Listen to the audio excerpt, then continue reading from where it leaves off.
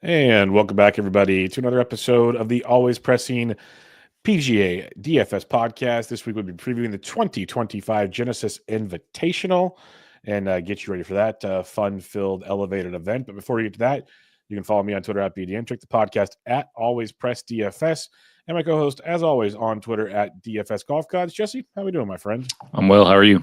Doing well on a Tuesday here. What'd you think of the old Waste Management? That was a fun. I actually watched a lot last week, surprisingly. I watched quite a bit, especially on Sunday. But yeah, very anticlimactic. Just absolute. Just Dietrich played it perfectly. Everybody I saw on Twitter the night before was like, "Oh, he's going to collapse. This is classic Dietrich. He's going to collapse." That shot he hit on 16 was amazing. Amazing, like the stone nuts. The stone nuts. I mean, yeah, it's crazy how good of a shot that was. That hole was playing hard. Those greens were hard. I mean, overall the golf course was playing a little bit harder, I think, than in years past. They haven't had the rain like last year. I think it was wet, really wet, like abnormally wet. This year, more of a similar type of feel for that golf tournament year in and year out. And yeah, Dietrich just beat everybody's ass. I mean, win by 7 shots is quite amazing. Shoot 6 under on Sunday. It was interesting because, yeah, you mentioned everyone was saying he's going to choke. And the first, 6 holes, he had to grind his ass off. Yeah. Like, he was putting himself in some shaky spots, saving pars, doing his thing. Then he got in his groove, like you mentioned, and it started going to town. Like he birdied the last 4. I mean, I think he birdied the last 4 holes. He did. Like, he didn't have to be aggressive, still went for it. But, yeah, that shot on 16, good God, that is amazing. With all the pressure, because now he's only 2 strokes up with 3 to play. You know, there's a water coming up in the final 2 holes, all these scenarios in place. If you hit it long on that hole, it's hard tough to get that up and down. Very hard. You mentioned how bouncy and everything was. And I know in the morning they said they're running at 13 on the stemp, and then you start drying them out. Like, there's a lot of issues that could take place there, and he just got it done. So it was quite impressive there. On the flip side, a lot of missed cuts from some chalk that, made things interesting in the DFS world. But all in all, a good week. We saw the return of Spieth, essentially. That was a good one. What do you think of Ricky Fowler's camo? I don't even know what to say. I feel like a lot of these guys are just doing it for the attention at this point. What's worse, that or the Malbon sweatsuit? That.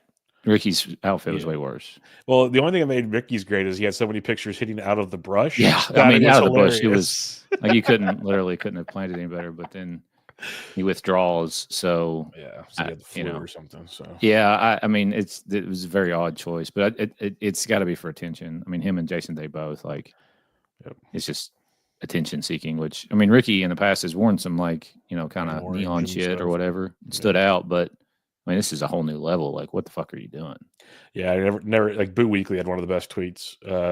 He says, I was like partners in a hunting company, and the PGA Tour would not allow me to wear any camo outfits. I guarantee it. Oh, he was furious because you see him on the senior tour, he has the camo polo. Like, it's his legit company. He has shares in the company, and so he said, you do you, Ricky. Congratulations, but he made a point to say hey, they told me I couldn't do this back in the day. I don't blame him, dude. That's bullshit. Yeah, he's trying to make money, and they said, nope, not today, which sounds like everything the PGA Tour does.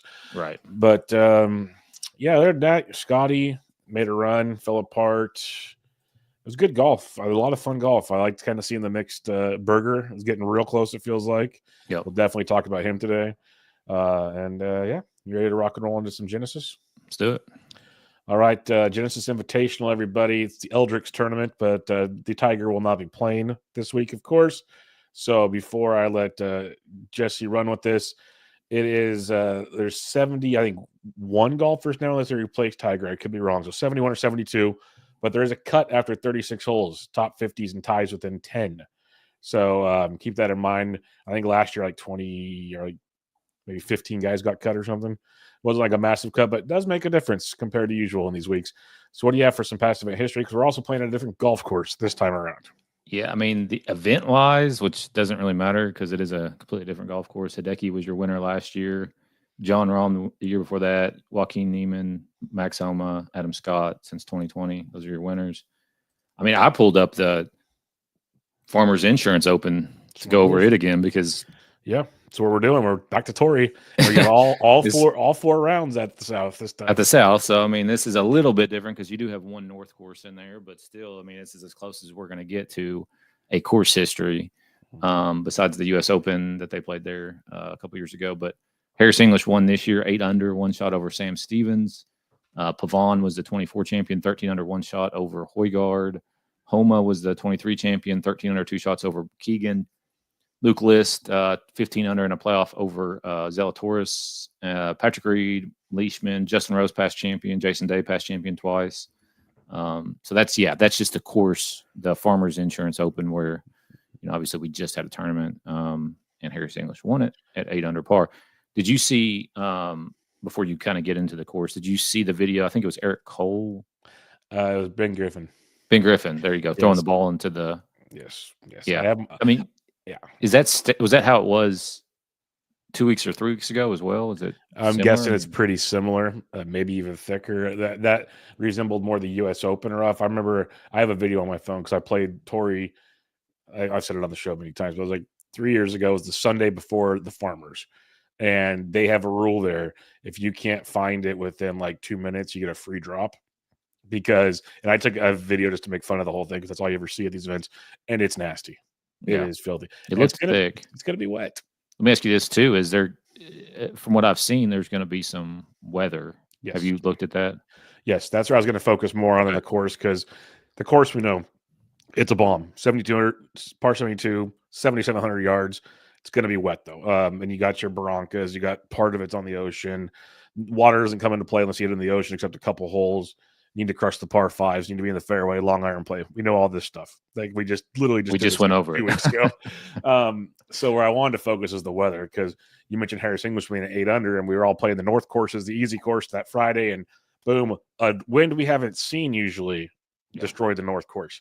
Now I don't think we're gonna get that wind per se, and plus we're on the South anyways. Doesn't matter. It's gonna be stormy, very stormy. We have an atmospheric river coming through here. I think Thursday, like where I'm at, I'm about 3.5 hours north of where they are. So this is closer to San Diego than Los Angeles. Yes, correct? Yes, this is San Diego. Yes, you're in between LA and Tijuana, essentially. And it's right off the coast, so it's going to get windy. It's supposed to rain Thursday into Friday a lot. It's going to be a heavy, heavy situation. There's a little rain even coming in Tuesday night into Wednesday, and then Wednesday looks clear. Thursday, it's supposed to be nasty. Friday, eventually it lightens up. Weekend's supposed to be beautiful, maybe just a little breeze, nothing crazy. So the issue is going to be is the course is going to get extremely wet. So that thick rough you mentioned, now you got to hit out of it like you have like a 20-pound weight on your club, essentially, because it's just going to catch. And that's going to be nasty. So you want nothing to do with that. You're almost better going sideways than trying to advance it type thing at that point. The ball's not going to roll out much. It's going to favor bombers that are accurate even more. Around the green, it at least should help stick the greens a little better. That should be a plus because these are very, very tiny greens. But yeah, the rough, it just makes that even a bigger penalty. It feels like, at least in my mind, it's even more important to be accurate. Pars are going to be a really good score, it feels like.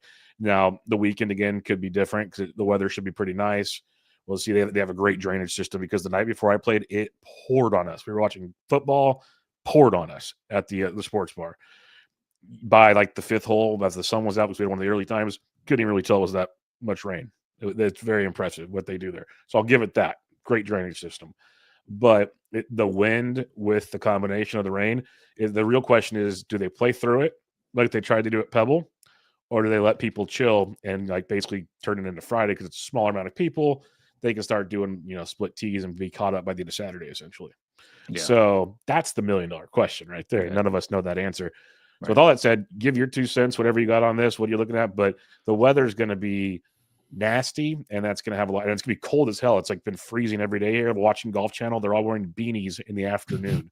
It's cold. Like it's like mid 40s for us. That's cold. I know you're sitting there going, "I love 40s." That's fine. I get it. I apologize, but for these guys, like playing golf in it to make it cold and then throw the wet factor on, it ain't going to be pretty. Yeah, I mean, I'm sitting here looking at like 2 or 3 inches of snow outside my window. Yeah, so. With the cold, it's not gonna. The ball's gonna travel even less now. Plus everything on top of it makes it pretty nasty. Yeah, this is gonna be I mean, week in and week out, golf is difficult to predict. This one might be one of the more unpredictable ones, assuming that weather holds. But yeah, I mean, it's I think you kind of hit it. Like, you got to be able to distance off the tee is going to matter this week.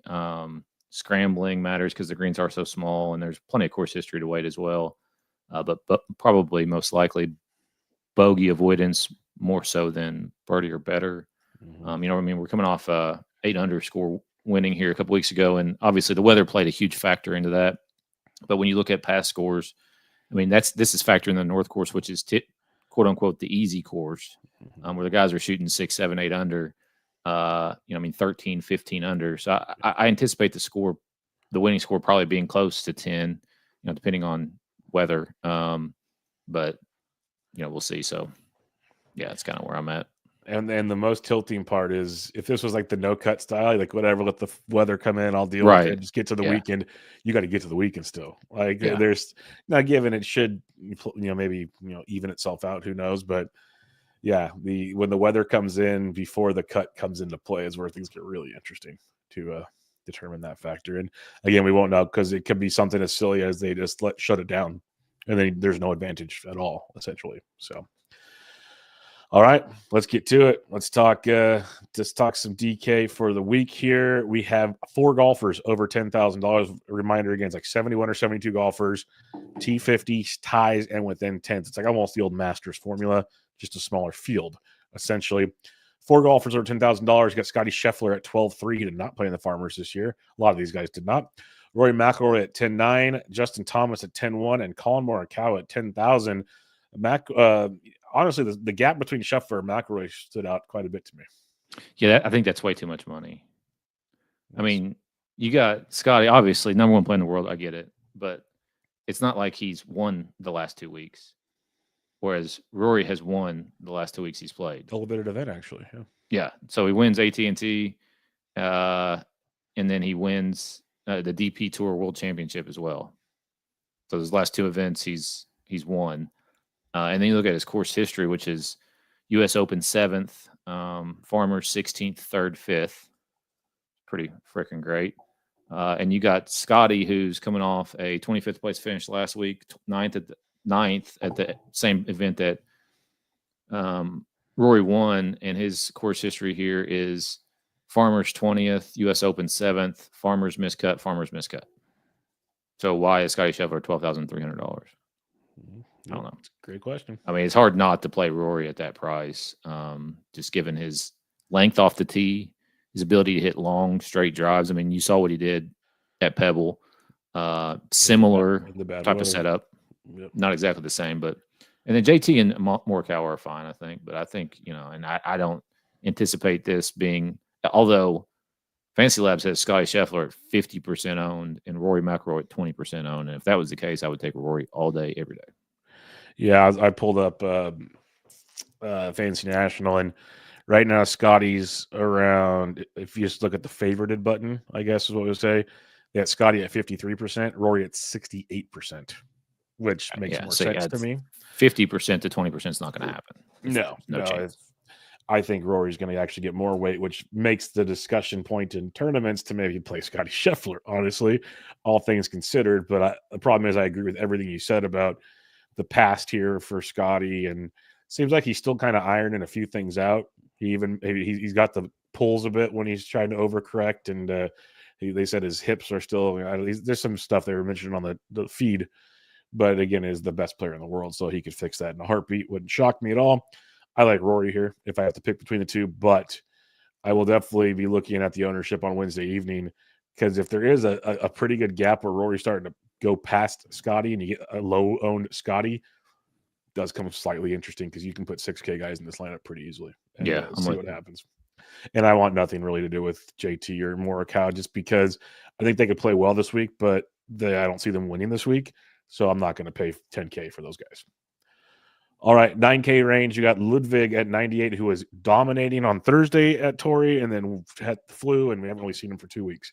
Hideki Matsuyama at 96, Patrick Cantley at 94, Sung J M at 92, Fleetwood at 91, and Pendrith, who everybody and their mom is talking about, at 9,000. Pendrith is 57% favorited right now, more than Scotty Scheffler. Just throwing that out to you, Jesse.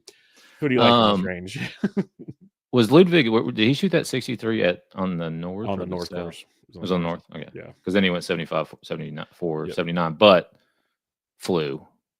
So, and Yep. weather Friday, flew Saturday, Sunday. I think he's fine. $9,800. He's definitely playable. I do like Hideki more. He's played here a lot. Plays the Farmers every year, at least since 2021. His finishes more recently are 25th, 48th in the last two weeks. But Hideki can catch fire at any time. If Pendrith is going to be chalky, which he has played very well, 9th and 7th in his last two starts, including the 7th place finish at the Farmers, 9th 2 years ago at the Farmers. So back-to-back top 10s for him. So I get it, but like maybe Tommy Fleetwood. Sometimes Tommy can surprise you at these more difficult tracks, and he hits the ball straight. And if the score is not going to need to get to 20 under, that's a Tommy Fleetwood type of place. If the score is closer to 10 under or less, Tommy can compete there and might be a nice pivot off of Taylor. Yeah, I agree with pretty much all that. I don't mind Ludwig at all. I know that he was sick. He should be healthy now. Dude pipes it 9th in the field in driving distance.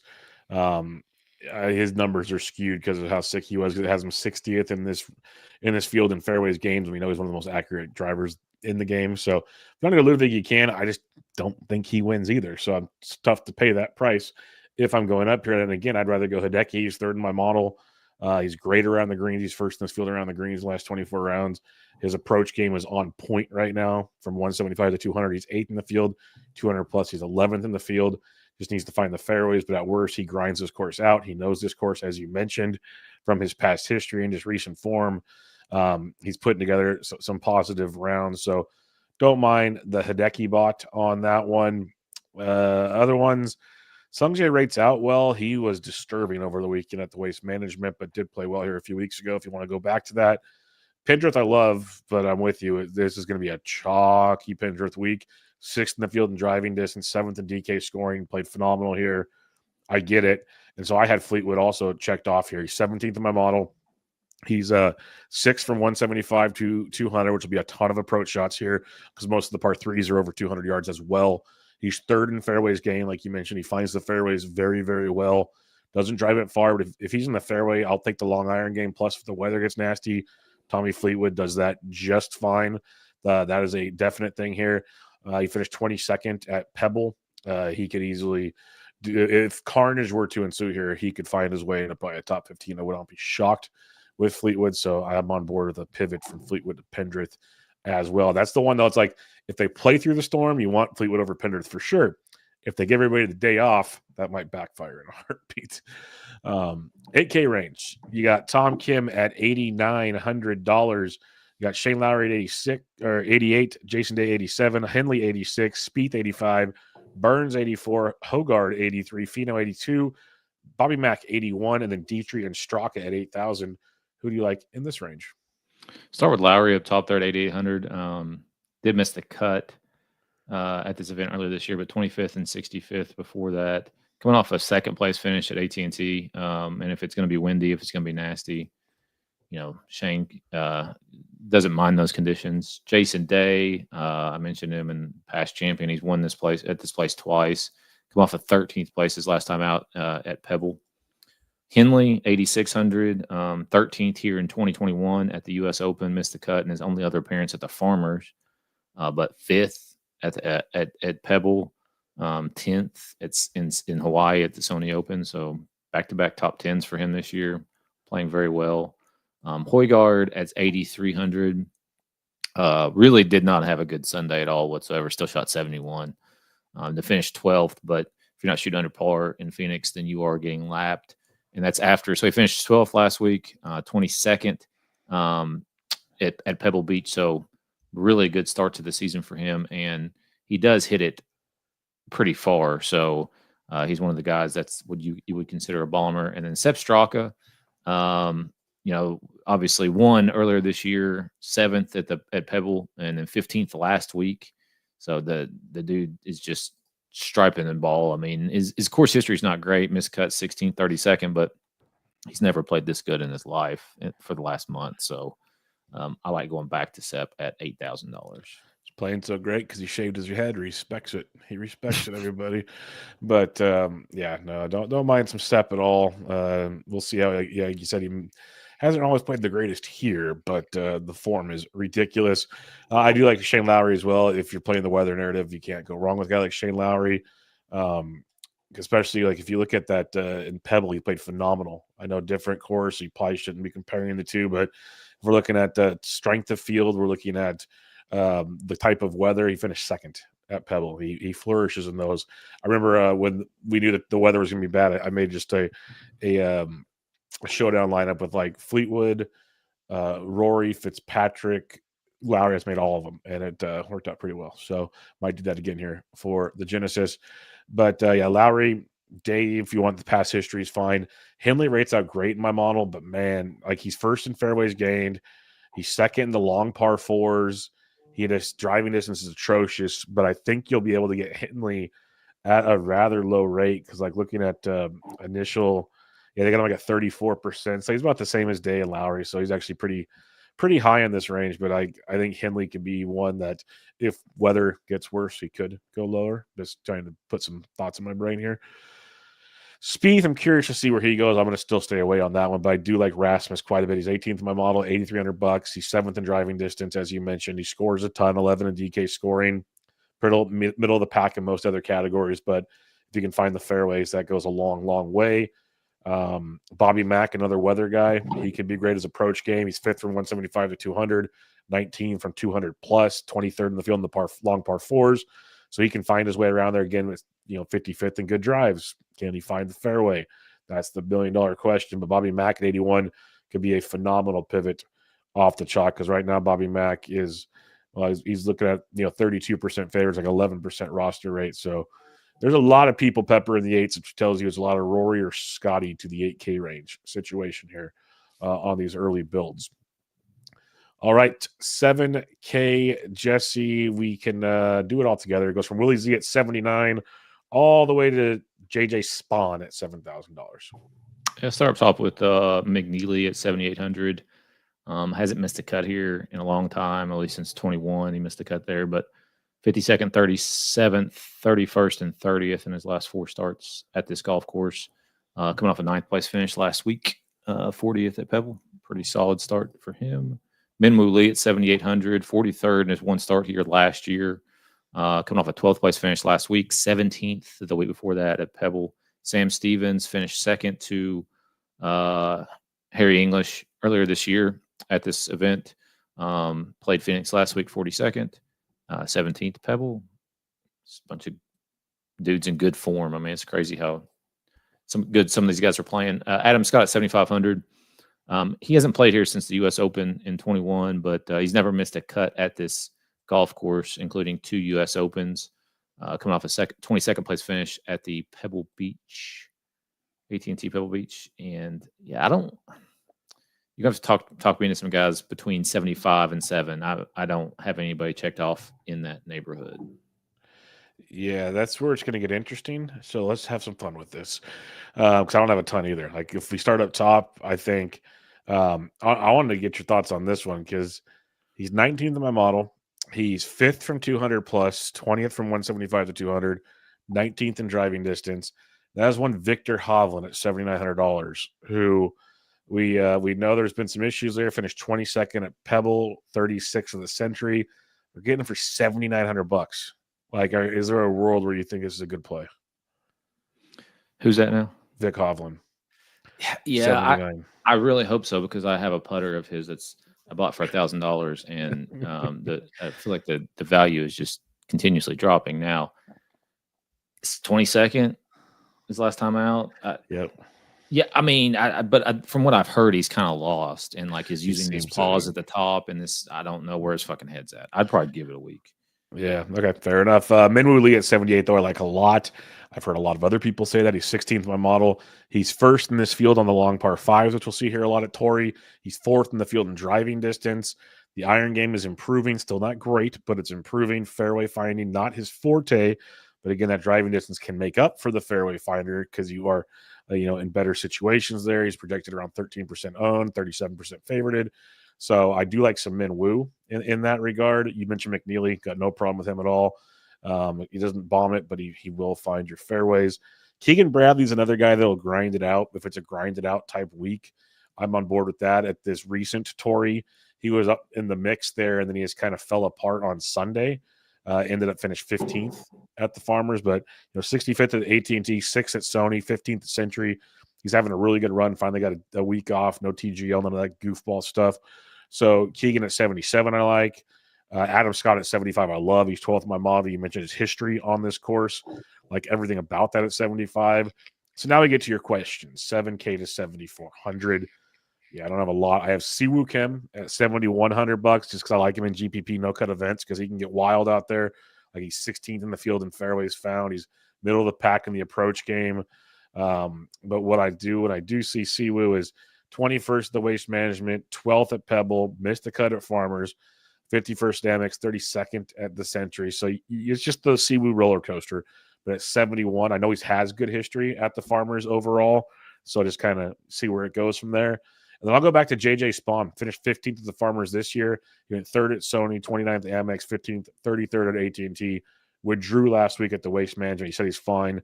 He is a San Diego guy, so that's something else to think about if you'd like. But the form has been phenomenal with JJ Spawn. He's 3rd in approach in this field. Driving distance, he's 30th, so he's not like a gut. Like something you might not stand out as a bomber, but that's the top. That's better than top half. He's 10th in bogey avoidance, which is big, like we've talked about. Probably why he finished 15th at Farmers this year. So JJ Spawn is a guy that I've got circled at $7,000 that I do like as well. And right now he's looking to be about 6% rostered, which would be outstanding compared to some of the other things we're looking at. So I don't mind some JJ. But yeah, not a lot, like you said to it initially there. All right, 6K range. What are you seeing? Yeah, I've only got one dude checked off, and it's Gary Woodland. He's not really like somebody that I love, but he's played here a lot and come off at 21st last week, 22nd the week before that. So a couple of back-to-back top 25s for him. I think Billy Horschel's may be playable. Seabez, he flashed pretty good last week. Hit that top 20 that you touted there. Matt Fitzpatrick? If it's nasty weather, that's where he'll show up. But at the price tag, I don't hate that at all.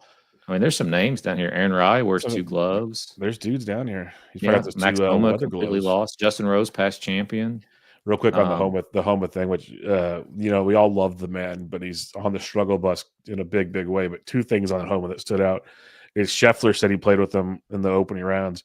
And Scheffler was like, usually when a guy's, already going home for the weekend, they just kind of throw it in. He said they suck to play with, he said. He's all, Max was grinding every shot out like he was trying to win a golf tournament. It was like impressive to see. And then Max came out and said today while he's at Torrey and says, yeah, my game sucks. It sucks. Basically, I'm paraphrasing. Yes, my game sucks. I hate watching it, but last week was the best I've hit the ball in a long time, and I somehow still missed the cut by 5 strokes. But we're getting better. We're getting better, he said. Yeah, you gotta like his attitude. It's just whatever's going on between his head when he steps over the golf ball is the issue. It's not there right now. Yeah. But Berger,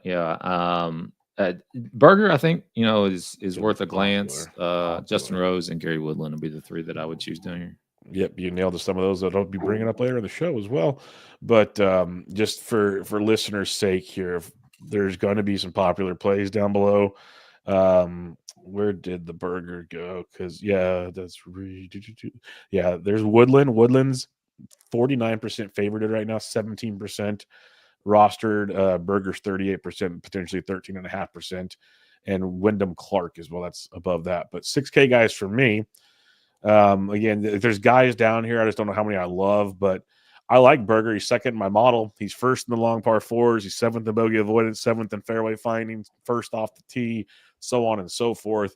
Going to be very popular, though. Just keep that in mind. I think a nice pivot off of him, if you don't go up to JJ Spawn at 7,000, is to go down to Cam Davis at 68. He's 13th in my model. He's 9th around the green. He's 9th in the long par 4s. He's 4th in DK scoring. We know fairways are an issue with him.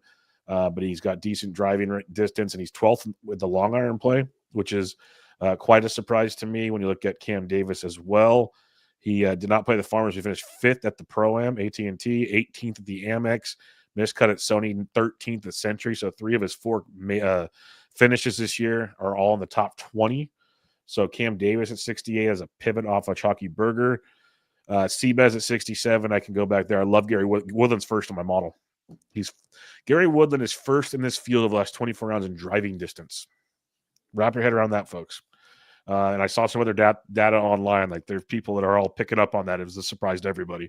He's 5th in the field in approach, 4th from 175 to 200. He's 8th in bogey avoidance. I love Gary down here, so I don't mind that at 6,600. If you want to pivot, you could look at like a Steven Yeager just for the distance and hope he figures it out. I love Justin Rose at 64. The only other guy I would bring up here is Tom Hoagie. Rates out horribly right now. Horrific at the waste management. I think he finished like 9 over par. Clearly missed the cut.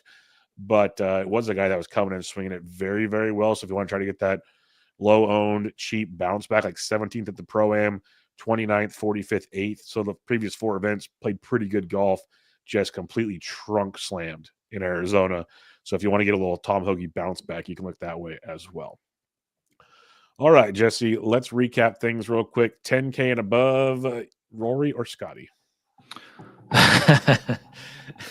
So no JT or Morikawa. You could go with him if you want, but I'm just narrowing it down for you. Yeah, I'm with you. I'm gonna say Rory, man. I mean, it's hard to pass on that form and course history. I'll say Rory as well. Just remember, let's check ownership on Wednesday. 9K range. I'm gonna say Hideki. Okay. It's Pendrith. Just know he's gonna be chalky as hell, but it's Pendrith. 8K range. Go 8K range. Say Russell Henley. I do like that. I am going to go with Rasmus Højgaard, 7K range. Minwoo Lee. I love Minwoo Lee this week. That's a great play. Adam Scott, then. I'll pivot to Adam Scott to give another one. 6K range. Woodland. Yeah, Woodland is the play. I'll go Justin Rose to add a second one as well. All right, we don't condone cash this week. So if you're building a tournament lineup, Jesse, where are you starting out? I'm going to go Rory, Minwoo, and Sepp Straka. That is a very nice way to build. I know I'll have at least one of those in my 20 max. I will go with, to be different and avoid the top completely, I'll go with Hideki, Pendrith, so I'll eat some chalk there, and Rasmus Højgaard. All right, who do you got winning this thing? Yeah, Rory McIlroy, 7-1. Yeah, that's it. It's only. I'm just kidding. No, I did do a little parlay, Rory and the Kentucky men's basketball money line tonight. Nice. So it gets you to about 17-1. Pretty sick. Did Scotty too, and that gets you to about 10-1. Not as great, but it's ridiculous. It is what it is. Just trying to get to more normal odds for these guys versus the bullshit that we keep. I mean, if you don't want to play Pendrith, bet him at 40-1 maybe, that's or bet him great point. Top 5 at 6-1. Yeah. Probably not a bad idea there. Højgaard, top 10 at plus 280, not a bad bet. Straka probably has good top 20 numbers. Not looking at those at the moment, but yeah, this is. I don't know, man. I got half of mine just to not hardly bet anything and just save my money for like the players coming up and stuff, because I just feel like this might be a shit show. First couple days. Between the small cut situation / no cut to the weather, like you might be better off betting on Saturday. Yeah, that's what I'm saying. Like that's what I was just thinking too. Like you just bet it live if you want to sweat. Yes, you might just be better off in that regard. Or I'd rather personally just bet the Mexico Open next week at this point in time. But if you want a couple top 20s, I got you. And the market is tight this week. Like you mentioned, Højgaard and Straka, 115 and 125. Like they're not giving you love this week. So if you want a couple longer guys, and when I mean longer, like the longest guy is, Danny List is down there, but like Mark Hubbard plus 500. So there's not a ton of guys. Most are in the 200s and above. So I'm going Adam Scott at plus 170. I think that's got some legs. Gary Woodland at plus 225 and Justin Rose at plus 260 I I like those that. three. Yeah. I like those three to top 20 because the odds are not as like I love giving the longer shots at that waist. The longer shots are dreadful here. Like one of them might hit, but it's dreadful, very dreadful. All right, final thoughts, Jesse, as we get ready for the Genesis Invitational at Torrey Pines presented by Tiger Woods and hopefully not AccuWeather.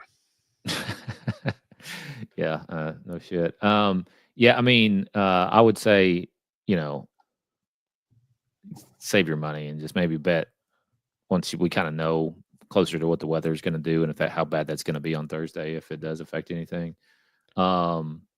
And then we got some really good golf tournaments coming up after Mexico, obviously next week, but then we go Florida Swing, and then we're into the Players, and before you know it, we'll be at the Masters. So that's exciting. Yeah, we got API and Valspar and the Players and Honda and a bunch of that going on, and then we got some Texas and then the Masters. So not that far away, folks, and we'll have you covered as best we can leading up to all of that. Make sure you follow Jesse on Twitter at DFS Golf Gods, the podcast at Always Press DFS. I am at BD Antrick, and this is your 2025 Genesis Invitational Preview. Catch y'all next time.